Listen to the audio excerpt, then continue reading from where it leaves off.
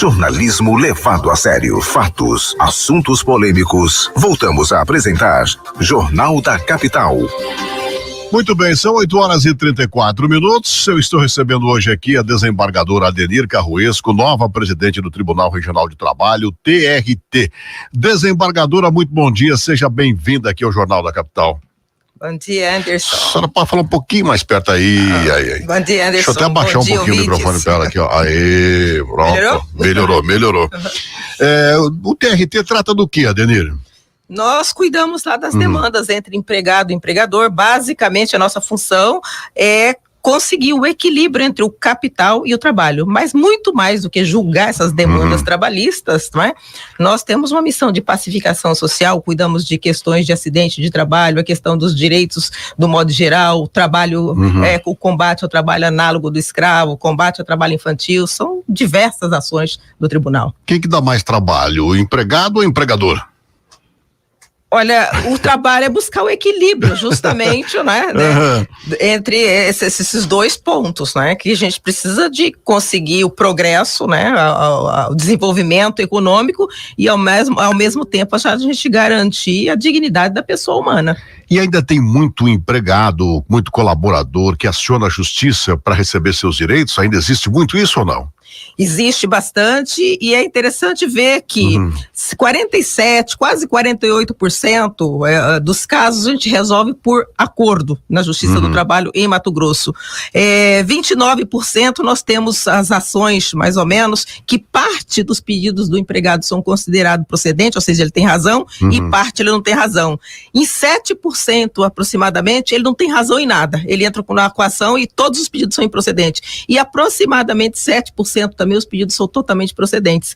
Então, nós temos um equilíbrio muito grande nessa balança, nessa briga entre o capital e o trabalho, e a justiça está justamente como moderador, né, para fazer essa justiça social. Seria mais ou menos assim, no acordo você chega e fala assim, olha, empregador, realmente aqui ele tem direito, aqui ele não tem, vamos conversar, mais ou menos isso, né, para não ter que prolongar o negócio? É uma política nacional, não é? De solução adequada das demandas, por mediação ou por conciliação. É uma forma que você empodera as próprias partes para resolver os problemas, ou seja, o judiciário ser a última trincheira, que as próprias partes consigam resolver os seus problemas. E aí a solução encontrada pelos próprios interlocutores, normalmente é a solução mais aceita. Isso faz com que seja solucionado o processo com muito mais rapidez, não é? Muito mais eficiência, e a parte recebe o bem da vida que ela foi buscar com muito mais rapidez, né? Qual que é a ação assim mais comum? Tem uma que mais o trabalhador ou o empregador procura o TRT ou não? Olha, nossas ações são bastante variadas. Geralmente eles vão lá por conta de horas extras ou por conta de alguma equiparação salarial. Nós temos as ações de frigorífico, que é a questão dos intervalos térmicos. Às vezes, as questões são diversas. Muitas questões que demandam a questão de acidente de trabalho. E quando a gente fala em acidente de trabalho, é bom lembrar que acidente de trabalho não é só o acidente típico, mas são as doenças ocupacionais, as doenças que são equiparadas a acidente de trabalho. Então esse universo é bastante grande. O cara sai de casa de busão para ir trabalhar, sofreu um acidente, já está na conta do empregador ou não? Na verdade, nós chamamos isso de acidente de trajeto. O acidente de trajeto, ele tem consequências no contrato de trabalho. Por exemplo, ele vai ter direito ao afastamento, os primeiros 15 dias o empregador paga, ele tem direito a uma estabilidade quando ele volta, mas a responsabilidade pelo acidente não é do empregador neste caso, porque não foi a atividade profissional que produziu o acidente, e sim ele indo de casa para o trabalho. Evidentemente que tem consequências no contrato de trabalho, e a principal delas é a garantia do emprego. Ele não pode ser dispensado, mesmo depois que ele se recupera e ele volta a trabalhar. Durante anos, convencionou-se que o TRT era um bicho-papão para os empresários, para os empregadores, né?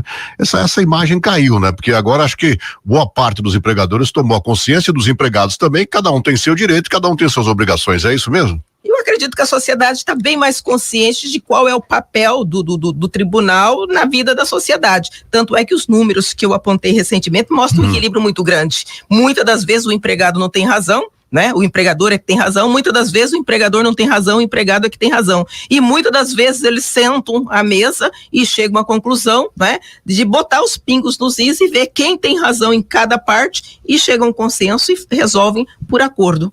Agora, você citou um outro assunto aí que infelizmente a gente ainda encara hoje, que é o tal do trabalho escravo, né?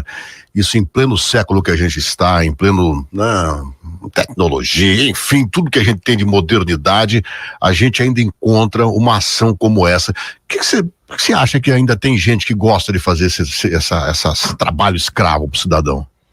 Eu sinto assim que às vezes tem algumas pessoas e graças a Deus é muito mais raro cada vez mais, né? No nosso histórico de 95 a 2022, nós tínhamos uma média de 220 casos por ano no Mato Grosso e atualmente caiu, está diminuindo, quase desaparecendo uns 17 casos por ano.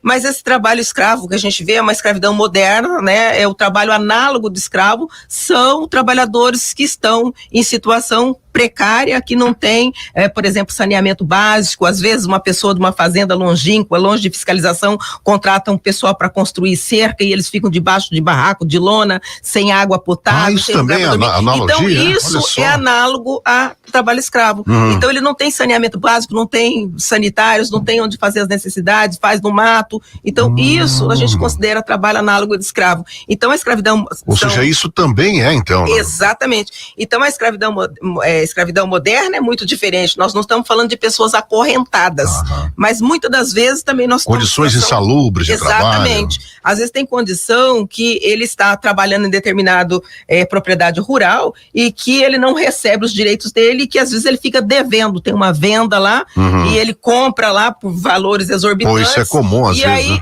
não, isso pode acontecer também. É muito mais raro aqui no Mato Grosso, mas pode acontecer também. O cara chega lá, compra 1 quilo de arroz por R$100, né? Aí deixa todo o salário dele lá na venda. Fica devendo lá, nunca sai por lá, ele fica preso por dívida, vamos colocar assim, né? Então é uma forma de escravidão moderna também. Muito bem, tem pergunta para desembargadora, né? Vamos ouvir, roda aí. Bom dia, Anderson. Bom dia. Eu gostaria de fazer uma pergunta aí para a entrevistada. Eu trabalhei numa empresa 10 anos e todo dia na saída a gente era revistado, ver se não roubou alguma coisa. Isso é legal? A empresa pode fazer isso com os funcionários todos os dias? Obrigado, tá? Boa pergunta dela, hein? Pode? Nós temos políticas de privacidade. Essa questão da revista íntima não é permitido. Não pode fazer essa revista e nem ficar revistando bolsas sem motivo nenhum. O empregador tem que tomar os cuidados, ele pode ter câmaras nos lugares, avisar que tem essas câmaras de monitoramento, mas não tem que ficar abrindo bolsas de servidores, olhando revista íntima, né, de empregado. Isso não é possível, isso não tem porquê. Salvo se for uma atividade muito diferenciada que mexa com inteligência, com alguma coisa muito diferenciada e que realmente justifique, mas no trabalho, no dia a dia, quem trabalha no supermercado, quem trabalha numa farmácia, isso não se justificaria e poderia gerar até um dano moral, né? Teoricamente falando. Vamos deixar bem claro aqui que na posição de magistrado, pra gente é bem complicado, porque o juiz ele não pode dar consultoria, até pelo Código de Ética, ele não pode, né, manifestar fora do processo. Né? Então a gente fala hipoteticamente que o empregado tem direito à sua privacidade, de não ser violado em sua privacidade. Sabe o que é bacana, Adenir, a sua vinda aqui? Você veio como uma desembargadora, mas eu acho que a proximidade do TRT com o público ficou tão comum, antigamente não era tanto assim, que as pessoas acham que, vou perguntar se eu posso ser mandado embora porque o cara me pagou hora extra ou pagou hora extra. Você vê essa proximidade que o TRT tem com o trabalhador nos últimos anos, isso é uma coisa que, vou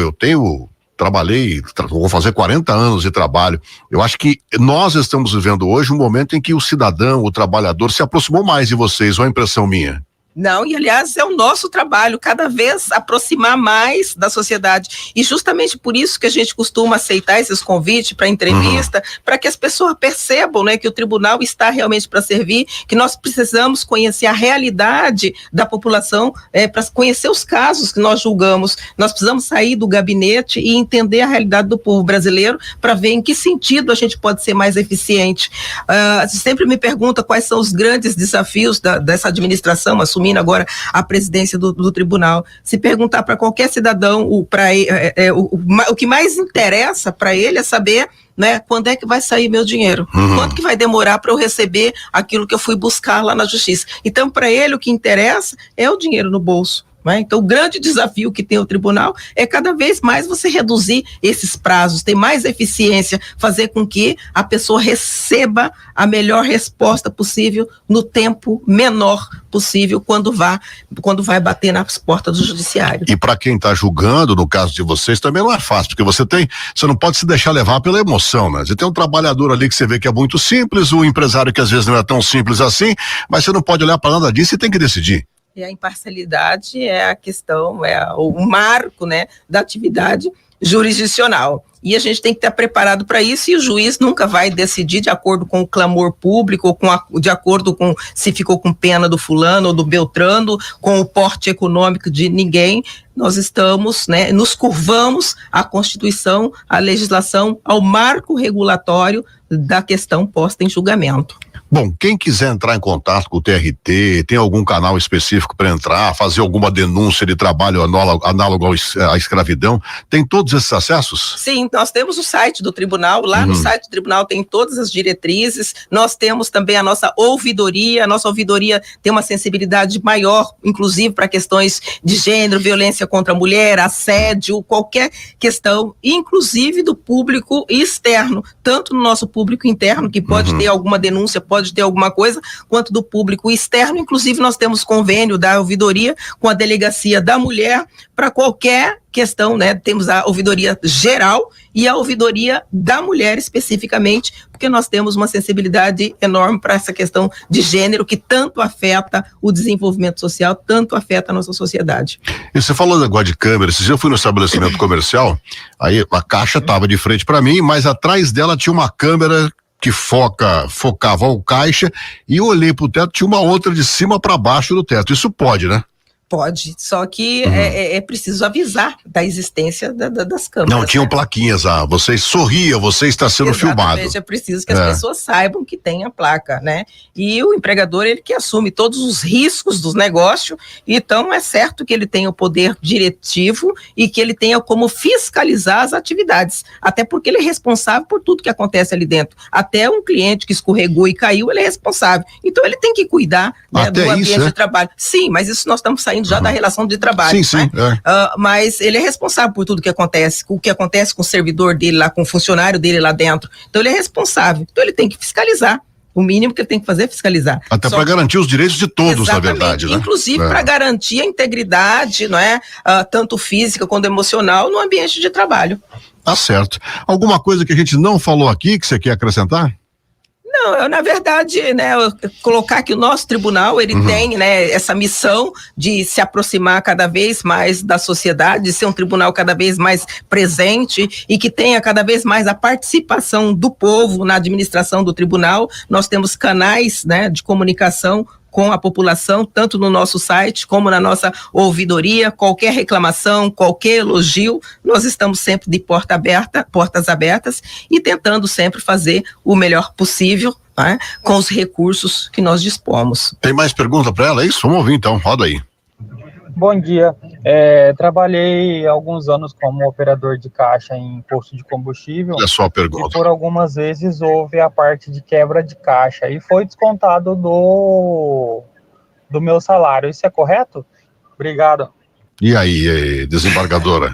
Mais uma vez, hipoteticamente, todo prejuízo que o empregado causar para o empregador, se tiver previsão no contrato de trabalho, o empregador pode descontar do empregado. Evidentemente, o empregado tem como demonstrar que não foi culpa dele, que ele não teve, não é, qualquer ação. Mas a legislação prevê que o empregador pode sim descontar do empregado os prejuízos que ele causar, desde que esteja previsto no contrato de trabalho. Sabe o que é legal de ter a Adenir aqui com a gente hoje? Ela não julga um ou outro, ela não fala a favor de um e de outro, ela fala o que diz a lei, né? A lei fala isso, se tiver dentro da lei, se não tiver, não é, né? Você não, então essa função de desembargadora, de julgar, eu vou falar uma coisa pra você, viu? Eu não queria jamais fazer parte disso, não, viu? Porque não deve ser fácil, né? É muito difícil a tarefa de julgador, né? E a gente tem que ter consciência que nós não julgamos pessoas, a gente julga condutas, né? E nesse julgamento, muitas das vezes, existe situação que as duas partes têm razão. E você tem que procurar qual é a razão mais forte que deve prevalecer sobre a outra. Tem essa também, né? Tem. Então, muitas das vezes, o caminho não é tão claro assim, né? Você tem que construir uma resposta, porque a realidade, ela é muito mais rica do que pode pensar o legislador na hora que vai prever cada situação.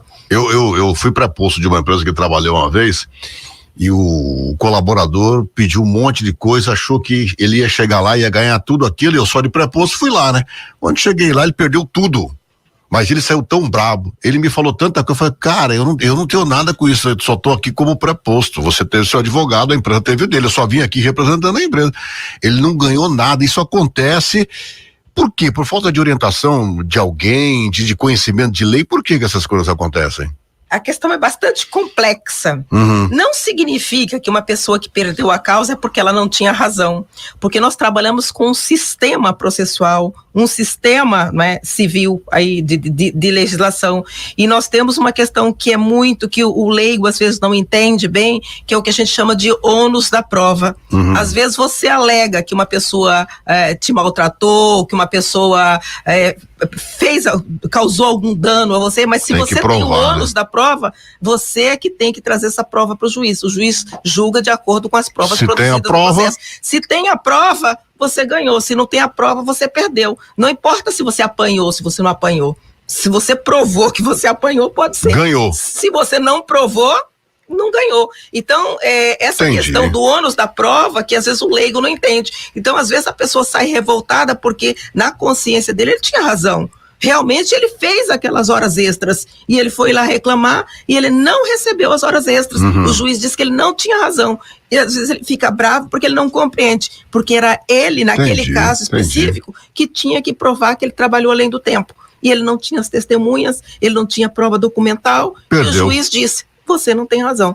Então as pessoas às vezes não compreendem isso, mas cabe ao advogado, porque o advogado é essencial à administração da justiça, que ele traga essa transparência para o cliente dele, para que o cliente não fique com a má impressão de que a justiça é que não funciona, porque não interessa a ninguém a desconstituição da importância do prestígio da justiça para que a sociedade possa funcionar bem.